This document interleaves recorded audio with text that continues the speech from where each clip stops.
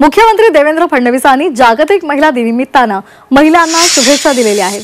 विशेष म्हणजे विधानसभेमध्ये काल बोलताना त्यांनी नवीन पिढीला महिलांप्रती सन्मान शिकवला पाहिजे असं म्हणत आपण ते शिकवायला कमी पडतोय अशी खंत सुद्धा व्यक्त केली। मात्र यावेळी त्यांनी महाराष्ट्राच्या सचिव आणि डीजी महिलाच असल्याची बाब अभिमानाची असल्याचं सुद्धा म्हटलेलं आहे। नवीन पिढीला येणाऱ्या पिढीला स्त्रियांच्या प्रति सन्मान शिकवला पाहिजे, तो कदाचित शिकवण्यामध्ये आपण कुठेतरी कमी पडतो।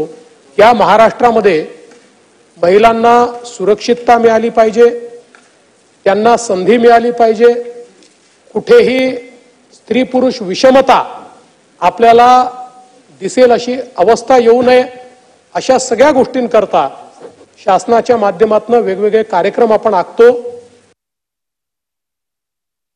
या गोष्टीचा अभिमान आहे की आपल्या महाराष्ट्रामध्ये महाराष्ट्राच्या मुख्य सचिव असो किंवा महाराष्ट्राच्या डीजी असो, या देखील महिलाच आहेत।